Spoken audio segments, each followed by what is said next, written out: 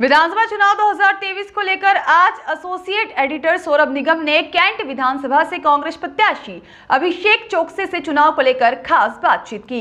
अभिषेक चोकसी ने बताया कि विगत 30 सालों से यहां पर एक ही परिवार बीजेपी के रूहानी परिवार का कब्जा है और अब जनता बदलाव चाहती है, इसलिए मुझे भरपूर जन समर्थन मिल रहा है। इसके अलावा उन्होंने बताया है कि वह शिक्षा भ्रष्टाचार को लेकर भी जनता को जागृत कर रहे हैं। नमस्कार, मैं सौरभ निगम सदस्य के लिए आज हम उपस्थित हैं कैंट विधानसभा से कांग्रेस प्रत्याशी अभिषेक चोकसी जी के साथ और उनसे हम जानते हैं कि जो कांग्रेस पार्टी ने उनके ऊपर विश्वास जताया है उसको लेके वह किन मुद्दों को लेके चुनाव में जा रहे हैं। भैया पहले तो आपको बधाई कि आपको पार्टी ने मौका दिया है, काफ़ी सालों से लगे थे आप, तो बधाई है। और हम ये जानना चाहते हैं कि विगत कई पंचवर्षीय योजनाओं से एक ही परिवार का कब्जा है। यहाँ कांग्रेस अलग अलग प्रत्याशियों को मौका देती रही और अब आज बार आपको मिला है, आप युवा हैं और तो आप किस हिसाब से उसके चुनाव को देखते हैं?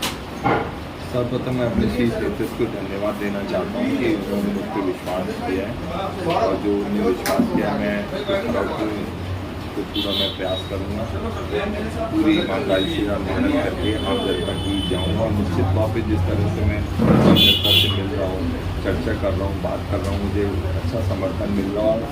2023 में कैंट विधानसभा से कांग्रेस का विधायक निश्चित तौर पर जीतेगा और मध्य प्रदेश में कांग्रेस की सरकार बनेगी, आदरणीय कमलनाथ जी मुख्यमंत्री बनेंगे। रही मुद्दों की बात, जिस तरह से कैंट छावनी क्षेत्र में 12 वर्ष मैंने कैंट बोर्ड पार्षद और उपाध्यक्ष रहते हुए काम किया, शिक्षा, स्वास्थ्य, खेल और रोजगार के लिए किया है। वही मैं नगर निगम क्षेत्रों में जा रहा हूँ तो देख रहा हूँ कि स्वास्थ्य केंद्र अच्छे नहीं है। 30 साल से एक परिवार वहाँ पे विधायक हैं, लेकिन एक अच्छा स्वास्थ्य केंद्र रांझी में नहीं बना पाए जहाँ लोगों को इलाज ही नहीं मिल रहा है। वहीं आधारताल क्षेत्रों में भी समस्या है, सामुदायिक भवन की लगभग 1 लाख की आबादी वाला क्षेत्र है आधारताल से लगे हुए क्षेत्र, वहाँ एक शमशान घाट नहीं, आज भी लोगों को खेतों में शव का दहन करना पड़ता है।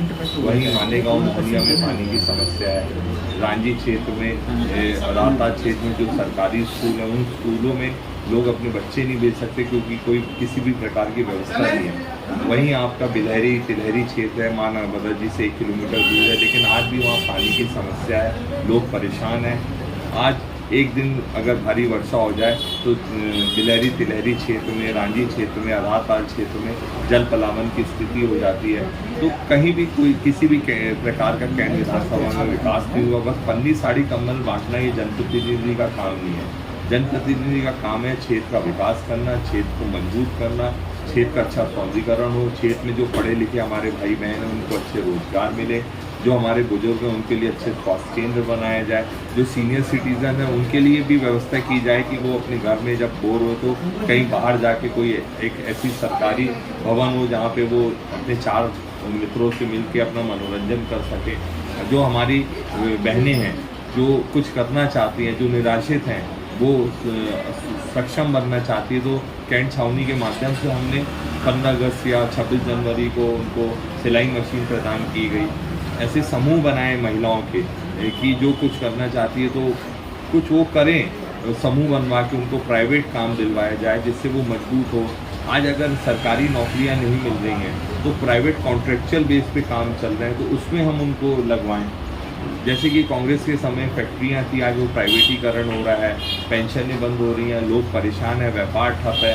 वहीं आज यूनिवर्सिटी की बात कर ले, जबलपुर शहर की एग्रीकल्चर यूनिवर्सिटी की बात कर लें, अन्य सरकारी कॉलेज की बात कर लें, कैंट विधानसभा में अधिकतर कांग्रेस के समय की ये सारी चीज़ें हैं। लेकिन आज खाली पद पड़े हैं, लेकिन विधायक महोदय ने एक शब्द भी नहीं बोला, कभी एक पत्र नहीं लिखा अपनी सरकार को कि कैंट विधानसभा क्षेत्र में ये सारी चीज़ें हैं, यहाँ पे खाली पद है तो इनके भरे जाएं, जिससे शहर के युवा, प्रदेश के युवाओं को मौका मिले रोजगार करने का।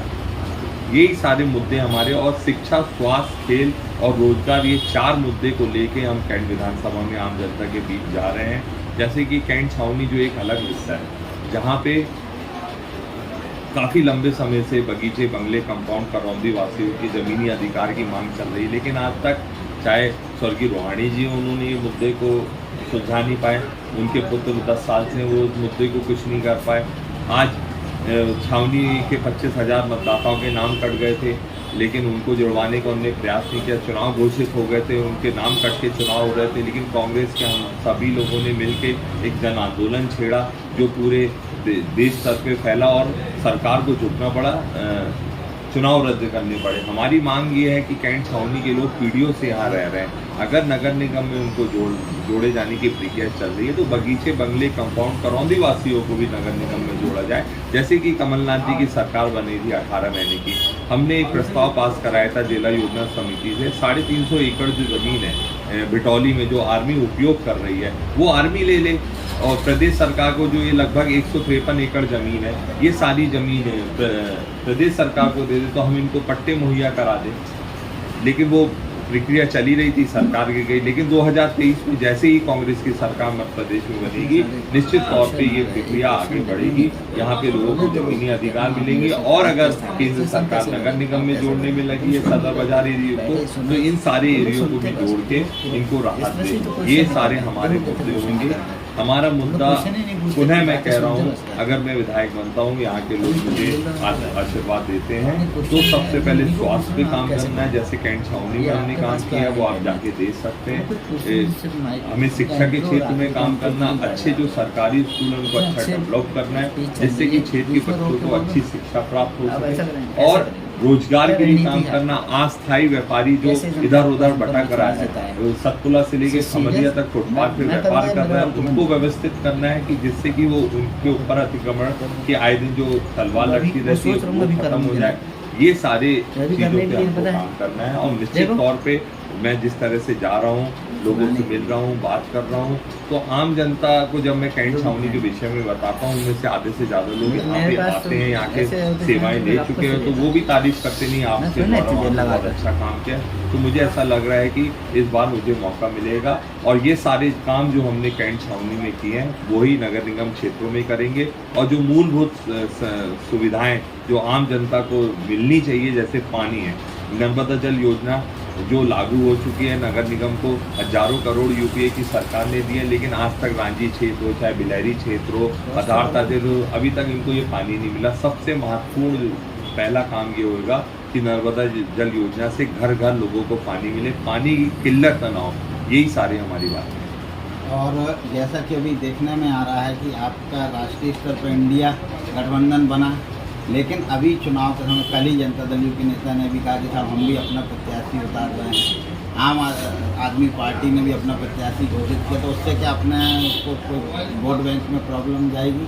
देखिए, हर व्यक्ति अपना काम कर रहा है, जो क्षेत्र में रहेगा, जो काम करेगा, जनता बहुत समझदार है, होशियार है, पढ़ी लिखी है, वो जानती है हमें किसे वोट करना है, किसे नहीं करना है। जो जनता के बीच रहेगा, जनता की बात सुनेगा, जनता की जो समस्याएं उठाएगा, जैसे कि मुझे लाभ मिल रहा है, जैसे मैं 12 साल यहाँ पार्षद रहा, उपाध्यक्ष रहा, तो यहाँ तो काम करते। सौरभ निगम की रिपोर्ट।